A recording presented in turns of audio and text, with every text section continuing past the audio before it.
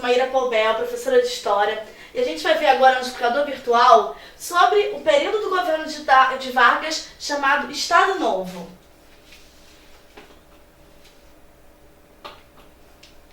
Bom, o Estado Novo, recapitulando um pouquinho, Vargas tem um governo que é dividido em algumas fases, A primeira fase do governo dele é chamado governo provisório, que é enquanto não tem uma Constituição. Depois, quando é feita a Constituição, tem um período constitucional.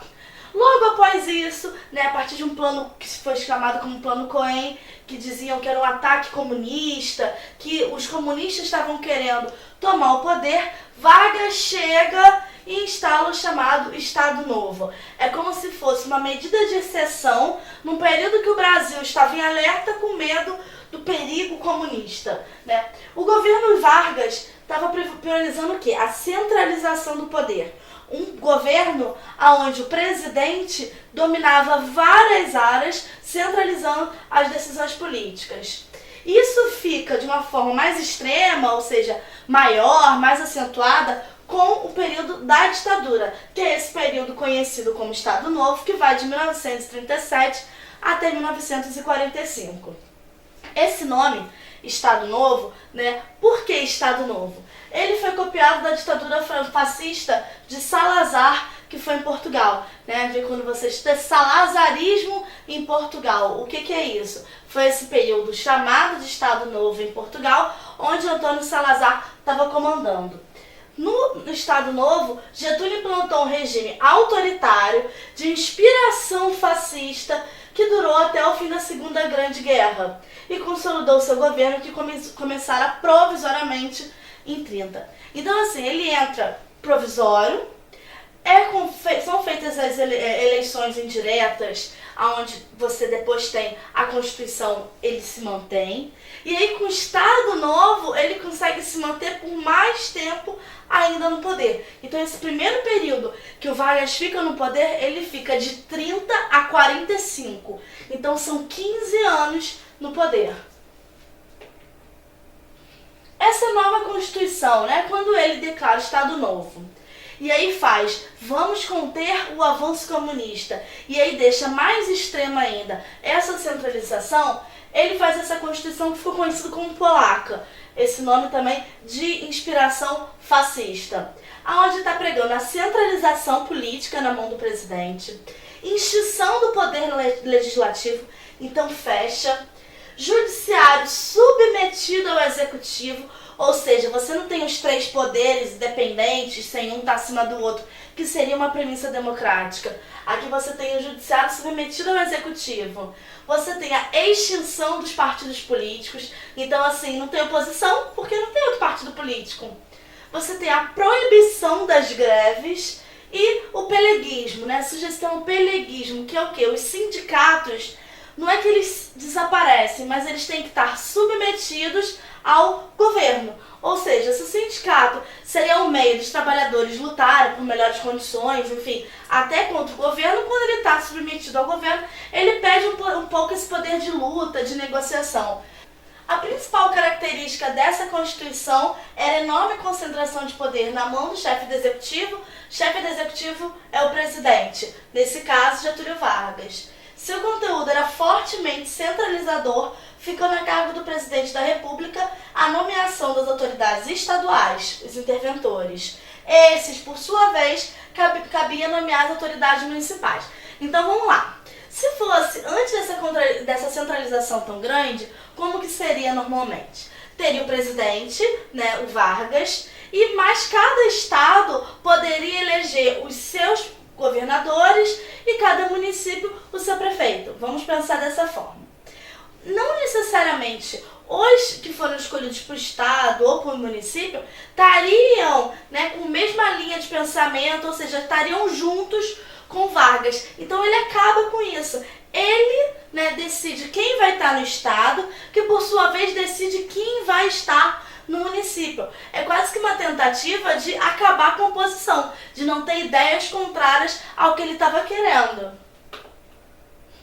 Aí aqui, olha só, vamos ver algumas charges. Aqui você vê uma placa Aluga-se esta casa. E qual é a casa? A Câmara. Tá falando do quê? Se você ver essa imagem, tá falando sobre o quê? Sobre o fechamento, né, do Legislativo. Então a Chade discute o fechamento da Câmara por Getúlio Vargas, possibilitando uma reflexão sobre medidas autoritárias e repressivas adotadas no Estado Novo. Então olha só, você vê aqui que na mão dele, ele está segurando a chave do cadeado da Câmara. Então nas mãos dele está o poder sobre o funcionamento ou não. Aqui você já vê uma notícia, né, capa do jornal da época: promulgada nova Constituição, automaticamente fechados Câmara e Senado. Falará a nação pelo rádio o presidente da República. Então mostrando como que foi esse período de transição, né, esse período onde ele faz uma nova Constituição e fecha esses elementos que garantiam a democracia. Alguns elementos foram importantes para que ele conseguisse manter, né, esse Estado que foi autoritário. Um deles foi a questão da censura. Então vamos pensar aqui, ó, censura permanente, DIP.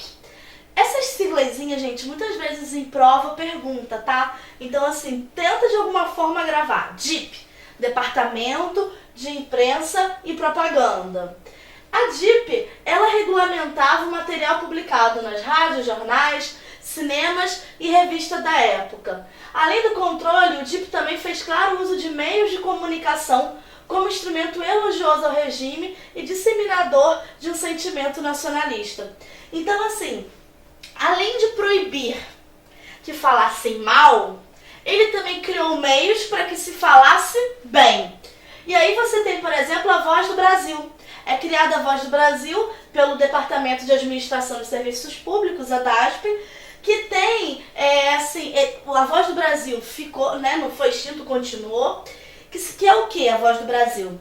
A Voz do Brasil é um momento onde como se fosse porta-voz do governo. Falar sobre as ações que estão sendo tomadas, os projetos em andamento, o que está sendo feito, né? É uma forma de propaganda. Você tem prisão em massa dos opositores. E essa repressão, gente, coube ao DOPS. Esse nome ficou também muito forte quando você pensa no governo Getúlio Vargas, porque ele era o elemento de prisão, né, de investigação e repreensão. O DOPS é o Departamento de Ordem Pública e Social. E pela Polícia Especial, comandada por Filinto Miller.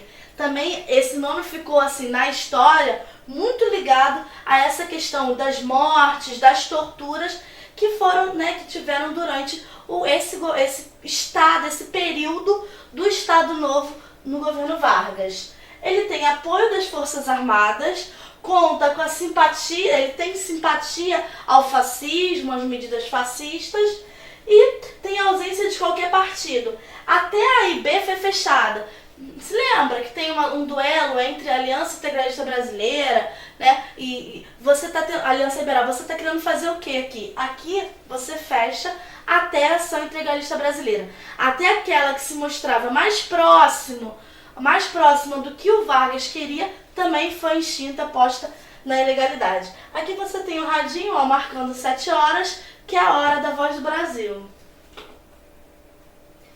Em 38, a gente tem a Intentona Integralista, que é um golpe fracassado da AIB. Lembrando que já teve a Intentona Comunista, que foi até um dos primeiros argumentos para que pudesse entrar o Estado Novo, mas agora os integralistas também, quando são postos na ilegalidade, é fechado o AIB, agora também eles estão contra o governo.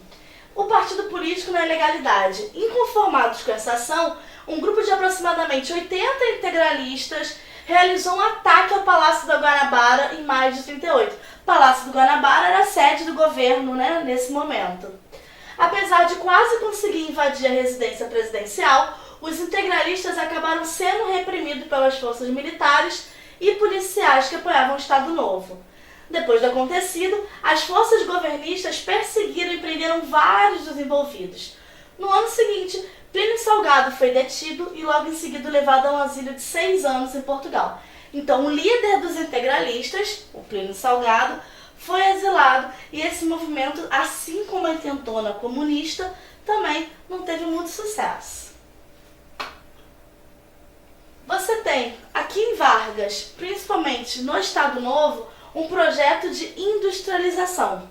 Vamos lembrar que o café ainda era grande sustentáculo da economia, o Brasil ainda exportava muito, ainda tinha uma economia basicamente voltada para esses produtos de agroexportação, mas você tem um projeto de se industrializar, um projeto de não investir mais só em café, enfim, nesses produtos, mas também num projeto de indústria, baseado no intervencionismo estatal, ou seja, no Estado intervindo, na presença desse Estado, e no nacionalismo econômico, ou seja, uma economia onde você priorizasse a questão nacional, a questão aqui de dentro do Brasil. Em 1938 você cria a CNP, que é o Conselho Nacional do Petróleo. Então no governo Vargas vai tomando forma essa questão do petróleo, a questão de como lidar, como gerir o petróleo que a gente tem dentro do nosso território. É criado também o IBGE, Instituto Brasileiro de Geografia e Estatística, que é responsável por levantar dados, fazer estatísticas, Você tem também a CSN, Companhia Siderúrgica Nacional, que fica em Volta Redonda, também criado que você está investindo nas indústrias de base. Indústrias de base são aquelas que dão suporte para que outras indústrias também se desenvolvam. Você tem a Companhia Vale do Rio Doce, também é criado nesse momento aqui, em 42. E em 43 você tem a Fábrica Nacional de Motores. Então olha quanta coisa que assim ficou ao longo do tempo, continua tendo uma importância, mas foi criado tudo aqui nesse momento do governo de Vargas. O Vargas também esteve à frente do Brasil no período que estava ocorrendo a Segunda Guerra Mundial. E a participação do Brasil foi essencial também nos rumos que teve a política de Vargas aqui dentro. Primeiro, o Brasil tinha uma política de neutralidade. Como assim? A guerra é de vocês, não tenho nada a ver com isso. O que eu buscava com isso? Você ganhar vantagem dos dois lados, Porque se você, se você fecha com o lado dos Estados Unidos, quem está contra ele não vai querer vender nada, não vai querer fazer acordo comercial. A mesma coisa ao contrário. Então, a princípio, é uma neutralidade para você obter vantagens para o Brasil. Ainda mais que você estava num projeto de industrialização, então foi cedido algumas coisas. O Brasil teve algumas vantagens, a princípio, nessa política de neutralidade.